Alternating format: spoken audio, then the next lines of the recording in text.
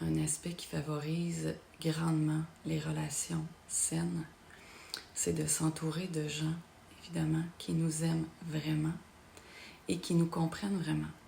Mais ça veut dire aussi avoir beaucoup d'ouverture et avoir le courage et la capacité à entendre le vrai. Parce que s'entourer de gens qui nous aiment vraiment et qui nous comprennent vraiment, ça veut aussi dire que c'est des gens, et je le souhaite, qui sont capables de nous dire les vraies choses. Avec beaucoup d'ouverture, beaucoup de gentillesse.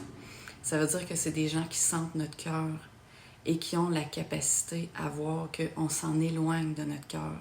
Ils ne vont pas nous endosser dans des choix ou dans des choses, dans notre façon de vivre qui sont plus ou moins adaptées puis qui ne sont pas vraiment nous-mêmes. Ils le voient, c'est clair. Ils vont nous le dire. Et c'est là, dépendamment de la réponse, on va voir si on est prêt ou pas à être entouré de gens comme ça. Ça veut dire aussi qu'on va être capable de voir quand ils nous disent les choses, quand ils nous disent qu'est-ce qui se passe dans ta vie, là? Qu'est-ce que tu fais? Mais d'une façon tellement gentille, tellement remplie d'amour qu'il y a un déclic qui va se faire, puis on va dire t'as raison. C'est vrai que ma façon de vivre, ma façon d'être présentement, c'est pas moi-même. Ça, c'est le pas fondamental de toute relation saine. Être capable de se voir et être capable de s'entourer de gens qui sont capables de nous dire ces choses-là et qu'on est capable de les entendre. Et qu'on ne va pas commencer à essayer de les obstiner puis de leur dire non, c'est pas vrai, c'est pas ça.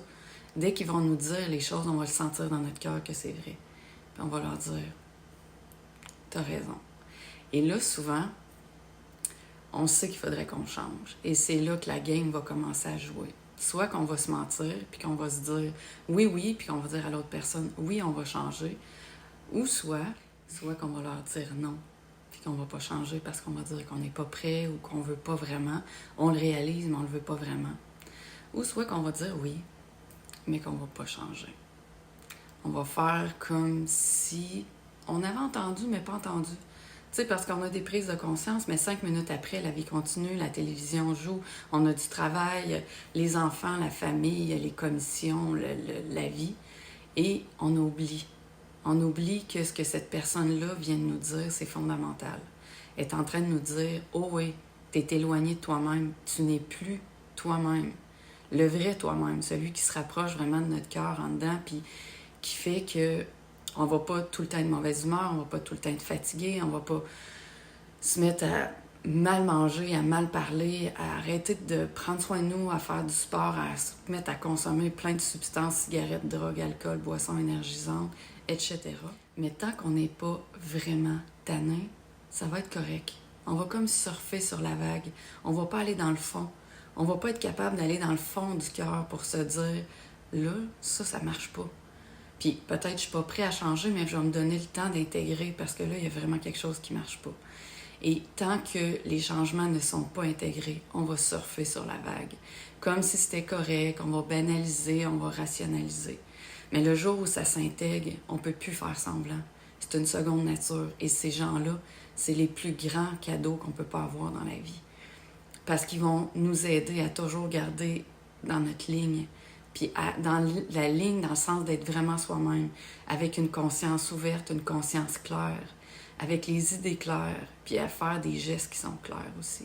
Puis avoir une vie qui est à l'image de ça, donc qui est beaucoup plus saine, beaucoup plus agréable.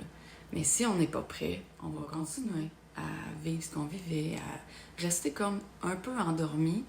Et je crois que c'est un des grands problèmes sur Terre, c'est que tout un chacun, on accepte de rester un peu endormi.